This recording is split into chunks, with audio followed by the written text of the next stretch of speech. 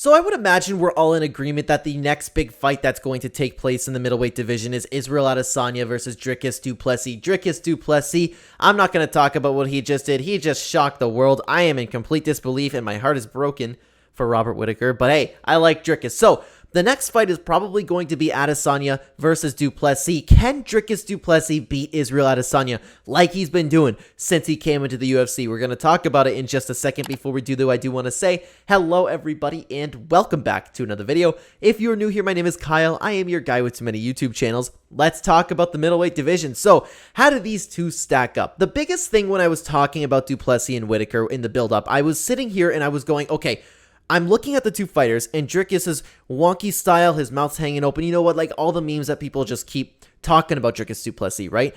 I said that Robert Whittaker is absolutely the better fighter. He's probably better everywhere with maybe jiu-jitsu. But still, he's likely the better fighter everywhere. But Dricus du Plessis just has a way of finding his way to get a win. And this is the problem with Dricus because everybody started memeing him because he looks like he's like lost out there sometimes. His striking isn't like the best striking ever. He's just a beast. He's powerful. He comes in and while he looks tired, the technique behind him is really good. His hip throws are great. His body shots are fantastic. You see the way he was railing into Whittaker when he was up against the fence?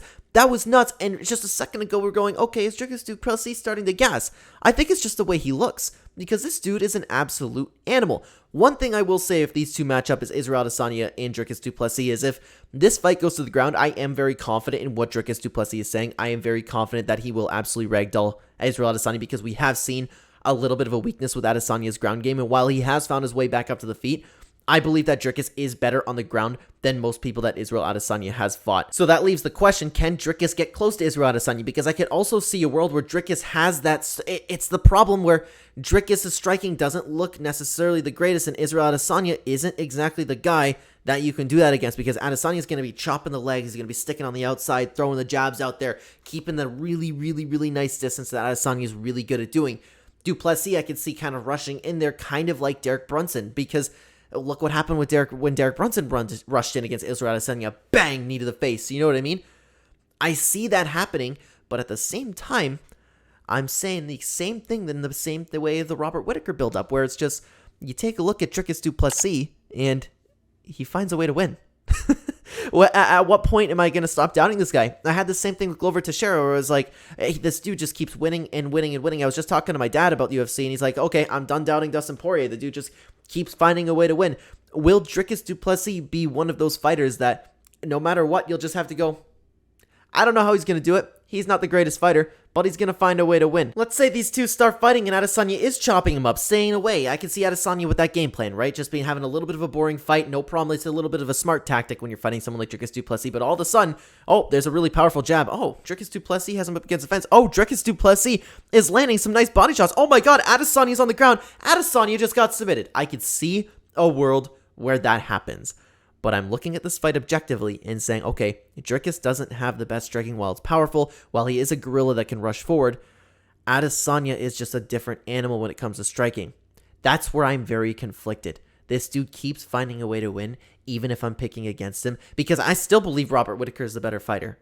Or is he because he lost to Dricus du Plessis? I don't know. This is so confusing, and the whole story with Dricus du Plessis is crazy to me. I'm going to be cheering for Dricus du Plessis. I like him as a guy. The build-up was very cringy, and I hope he takes the title from Adesanya. But, like, I'm picking against him. I don't think he will, but I'm just going to be sitting here like, wouldn't be surprised if he shocked the world again. I'm interested to see what the odds are going to be, and I'm interested to see what you guys, this is where I'll leave it up to you guys, okay? This is where I'm going to leave it up to you guys today. I'd love to hear you down below. Comment down below what you think. Who do you think would win this fight? Do you think Dricus du Plessis has a chance? Let me know what you think down below, guys, and thank you so much for watching this video. If you are new here and you enjoy the content, please consider hitting the like button. It would help the channel a ton, and subscribe if you are brand new. On the channel, on the screen right now, you'll have two videos from the Clenbat channel. One picked from me, the other one at the bottom. YouTube thinks it would be best for you. Check them out. I think they're pretty great. I will see you either there or in the next video, guys. Take care.